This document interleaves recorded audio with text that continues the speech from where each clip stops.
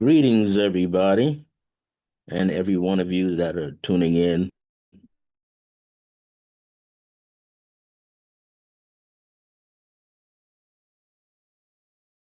T26, and it's usually for my Clear Blue Radiance podcast live every Thursday.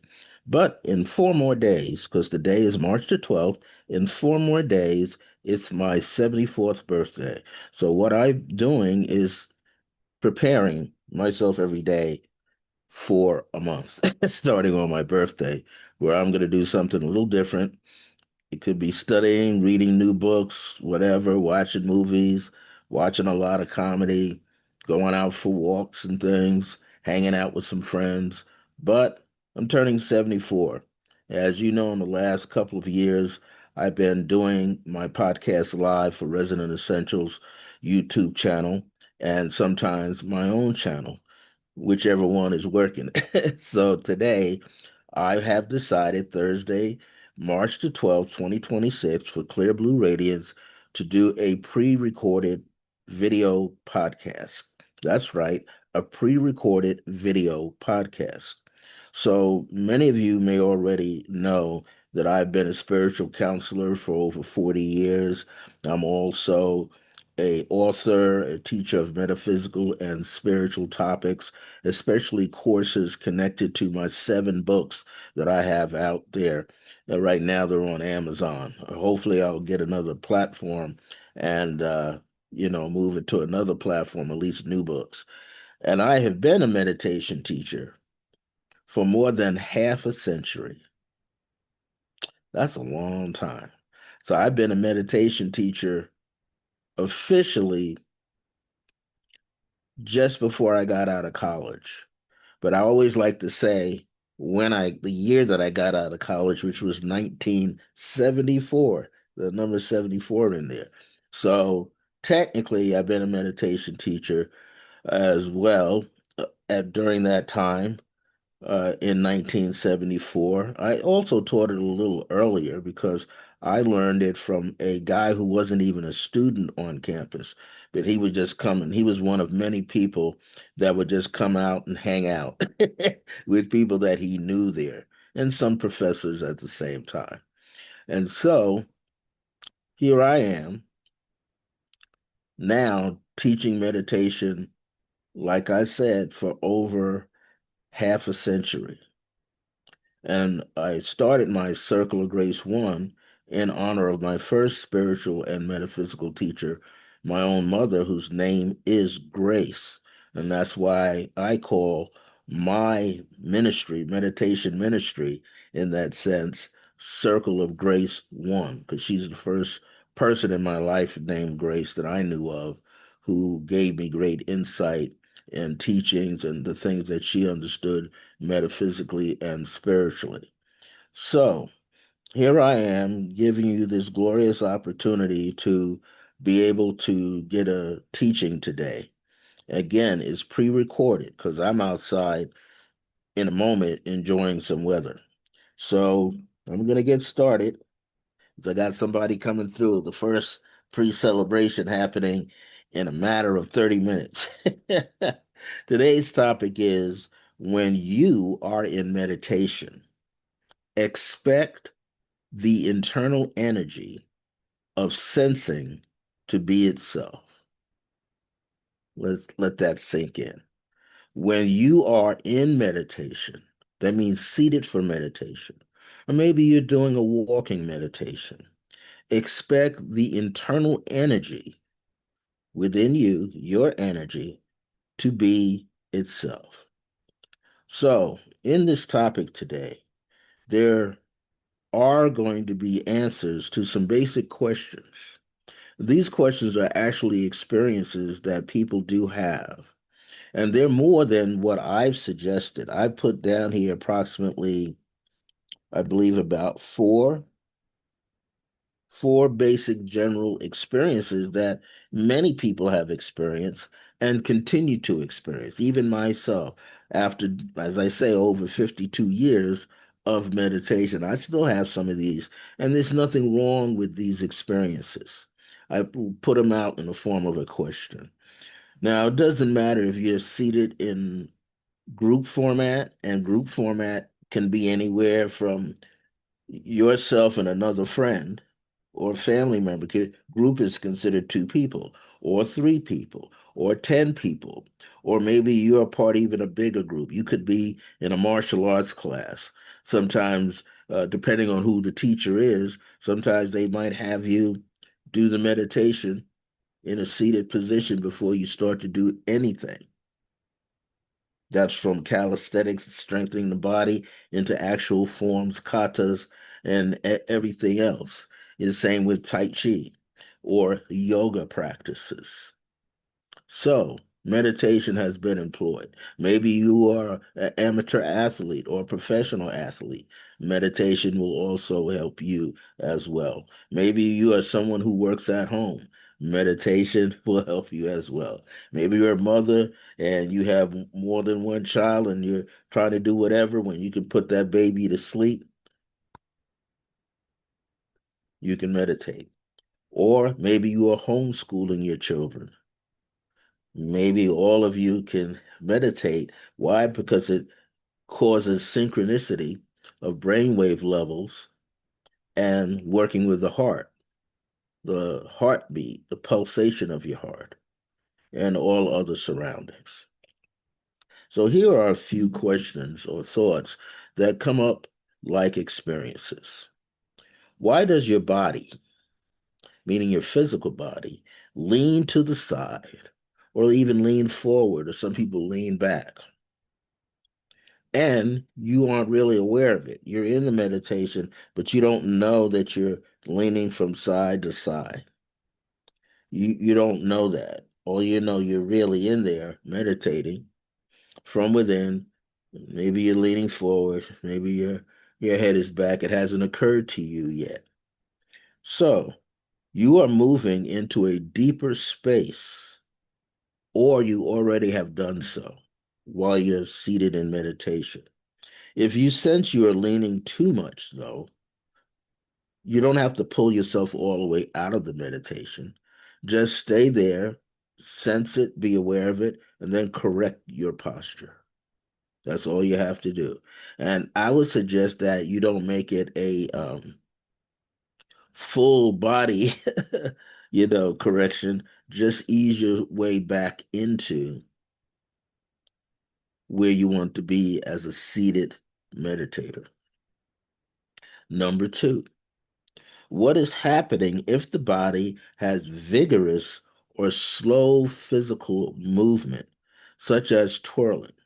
This is like twirling, going around in a circle to the counterclockwise or clockwise, jerking.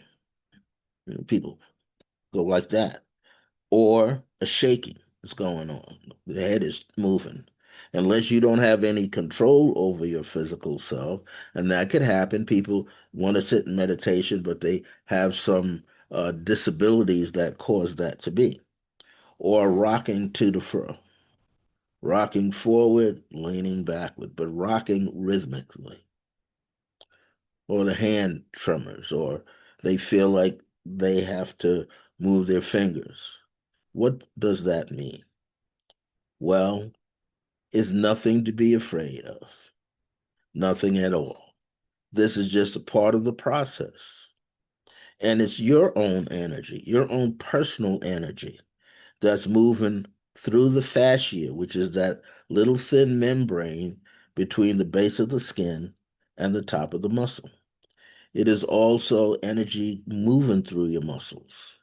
It is also moving through your nerve system. What is that energy?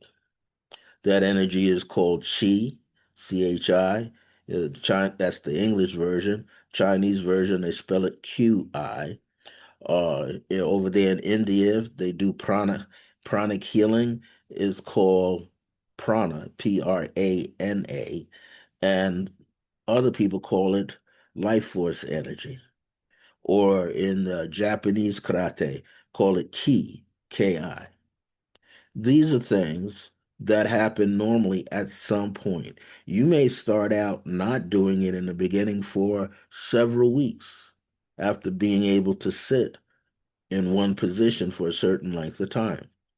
It may not happen to you until you spend maybe months down the line, or a year, or 2 or 3 years, and all of a sudden you're doing it. This is just a sign that you are moving the energy and is moving on its own. Energy within us is conscious. The internal chi is conscious within itself, just like water holds consciousness. Your body holds consciousness. Your body holds experiences. Your body remembers you had an accident, car accident 30 years ago. And it's right in the time frame of the year and month, almost day and week when you had it. Your body still remembers. And it will do certain things to let you know, hey, we about to have another accident? Is this a big old truck over here? Or somebody on a motorcycle or a bicycle or moped? Or someone is jumping the lane? Or is somebody pedestrian out in front of you? Your body remembers. As much as we think we have let go those thoughts and those feelings, the body harbors them nonetheless. And it takes some time to get rid of that replay of that experience out of your body because it's got to get down to your cellular memory as well. Well, here's another thing. Thoughts are racing through you. Now, if you're a person that's under great stress and anxiety and you worry a lot, that will happen. Why? Because your mind is on something else. Your brain, your focus is on some other experience that you're going through at that moment. Who knows? You might be worrying about bills. You can't make your rent, can't make your mortgage. That's is troubling, right? Or you're unable to get a job because you got laid off or something happened and you had to walk away from your job. Or you just moved. You're in a new city, new state, new town, new country. You're trying to adjust to everything. So whatever's in front of you, I don't have the job yet, or I don't have the right living residence yet for myself, or I got to move my family here, but I've got to set up shop first. All these things are going through your mind. Or you broke up in a relationship. All these things are running through you. So when you're trying to sit for meditation, it's like your external part, your ego is trying to give you an excuse not to be seated for meditation. So it begins to go into the subconscious and throw up all these life experiences that have been disturbing you. So what do you do? Well, first of all, I want you to know that in the earliest stages of meditation and your intermediate levels, this is a normal thing that does happen. Now, it sounds abnormal, but it is normal. Why? Because we spend at least 1/3 or 1/2 of our life thinking all the time, worried about whatever we're thinking about all the time. Whatever life experiences we have gone through, we're constantly bringing it up. So we're worried. But the key is you have to train yourself not to hold on to those thoughts. And then the next step is letting them go. Why? Because put it this way, you take the thoughts and you put them on a shelf. They're going to sit on that shelf until you give it more attention. There's some exercises you can do. You can write down these thoughts that keep recurring, popping up in your meditation. Then this is what you're going to do. You're going to write at the top or at the bottom or around. These thoughts will no longer be disturbing to me, no longer interrupt me. In fact, I am not entertaining these thoughts during meditation. Now, take that piece of paper, crumble it up with the intention that you're going to stay in meditation without being disturbed by an overactive mind. Throw it in the trash. That's one way of getting yourself to move away from such thoughts. Well, here's something else. And it's probably one of the most important things. Even with your eyelids closed, you don't see anything but a black or blank sea of energy. Now, what does that mean when you see that? Because a lot of people say, "Ah, I'm not meditating because this is all I see." No, what it is it's the very first subtle stage of you beginning to see internally, to receive messages that are already there coming through from other higher sources, passing into you. And it comes across as being blank to you. It might be pink or gold or beige. Maybe that's what you're seeing. But nonetheless, you're not seeing an image yet. But it's just the first stage, first of many stages. And this is the beginning of power gathered in your meditation to see or feel your own images as energy forms. You are not in the void now. Now, people say, I see the void. The void is all around. Well, void means emptiness, nothingness. So if you sense that you see it all around you, it's not empty. You're now in the void. And because you are aware that you don't see anything, the void is no longer consciously empty to you or subconsciously empty to you because you're in it. Void means there's nothing there in the void. You might get a sensation of the void approaching you. Again, everything around us is overflowing with higher consciousness, sometimes a lower consciousness, but it's there, it's active. Even if it's silent, it's active.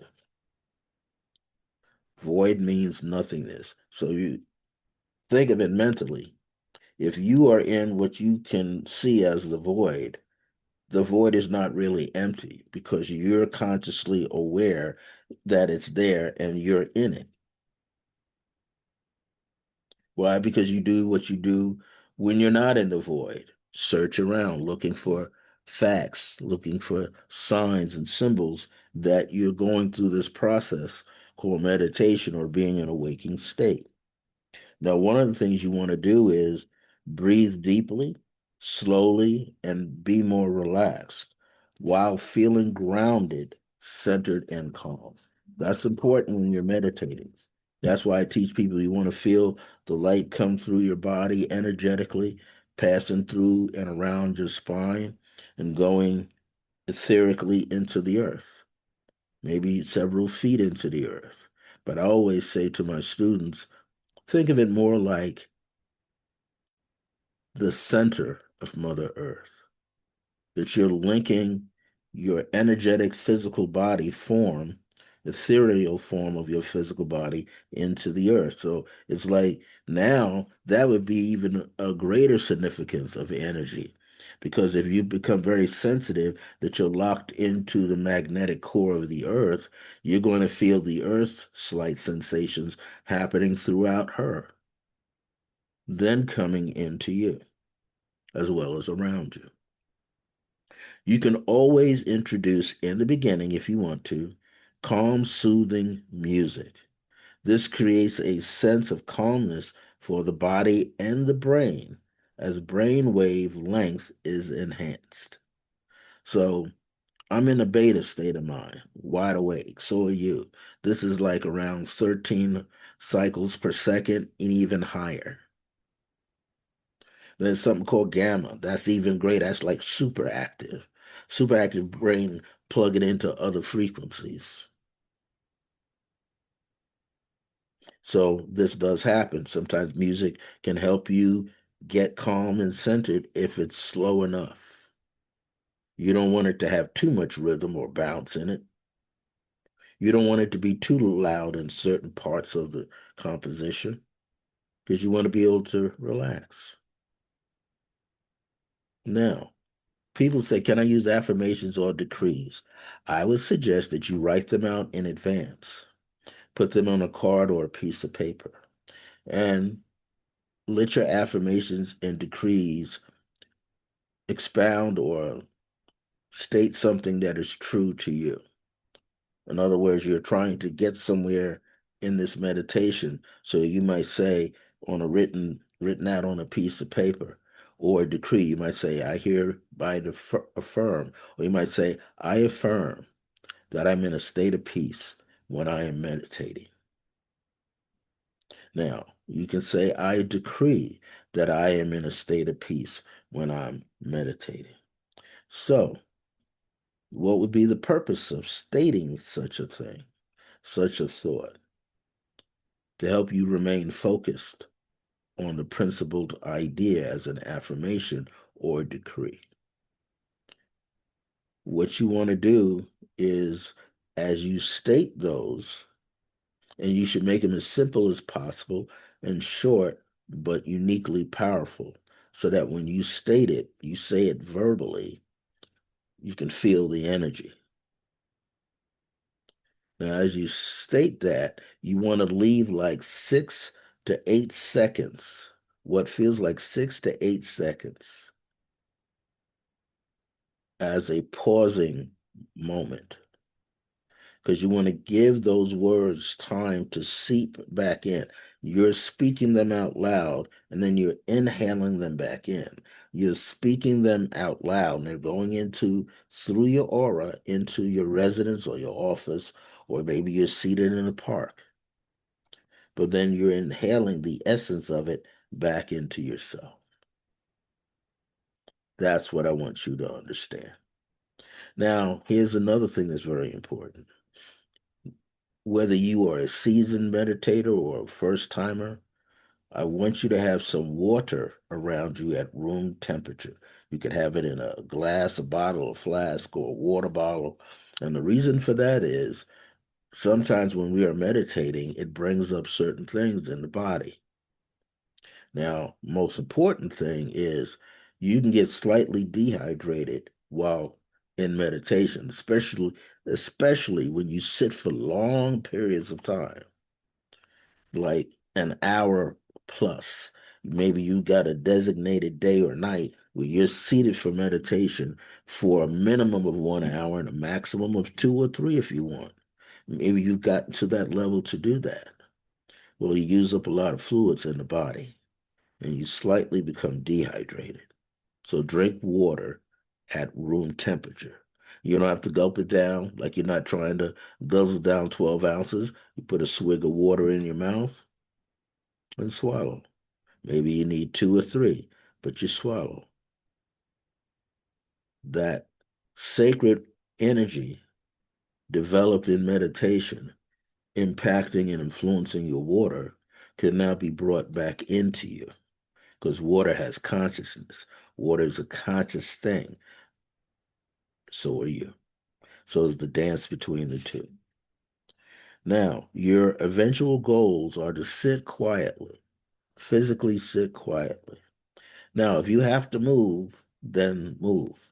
Sometimes your physical body wants a little bit more spacing between the feet or spacing behind the knee, not a right angle, but a shorter angle, or sometimes that 120 degree or 110-degree angle. The body requests it. You could be seated in a chair and the body says, I want to get on the floor now. I can do this from the floor. Do it. Whatever the body is seeking to have you to do, you should obey that because your body knows better than you what kind of seated or lying down environment it needs to be in. So you might want to keep a yoga mat around with a blanket. You might want to keep a seated pillow for meditation. All these things will help you. Very important to do. Now, here's something else. As I state, eventually your goals are to sit quietly, but to do what else? To let your higher self embrace and connect with you. Your ultimate goal is connecting with your higher self. to be aware that you have connected, embrace its presence, let it flow through you and around you. And then what you want to be able to do next is, if you're feeling more advanced, I want you to realize, that you are becoming or already are one with your higher self. You know, the late Paramahansa Yogananda out of India, that's what he was doing. That's why his organization still is around. Self realization. Why? You become a self realized God. God self realized, walking around functioning on this earth plane. Many people still talk about it. Dr. Joe Dispenza talks about it. Reverend Dr. Michael Bernard Beckwith talks about it. Esther Hicks talks about it.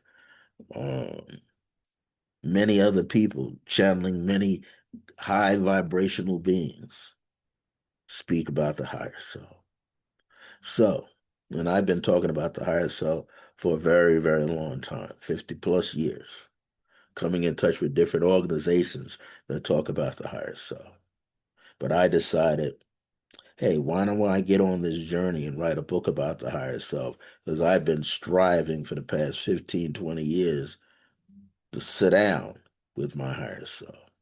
I would say almost 30 years. So I started with my creative path work meditations in 1996. And many of my old cassette tapes have what? Meeting your higher self. I got one here. Yeah, an old master cassette. Meeting your higher self. When was that? 2000. In fact, dating back to 1997. Long time. Do I think I have my higher self in place? Not all the time. Sometimes I get a little silly. My higher self says, oh, here we go again. Corny joke number 4056 from you. Now, some people say the soul is also the higher self. Well, I had a meeting not too long ago with my higher self, and the higher self says, I'm not your soul. My soul experiences like your soul experiences. I said, well, what do you mean by that? Well, when we're very healthy or not healthy, our body gives off an energy field that the late Edgar Casey called aura, AURA. And in that auric field is impacted or seated with many of your life's experiences. So, one of the things you want to be able to realize is what you want to realize is you are the higher self.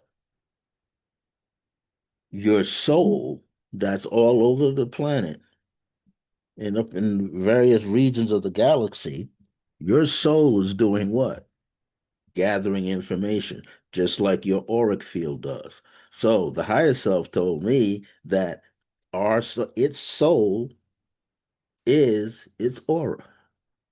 So I'm gonna let you think about that and meditate on that.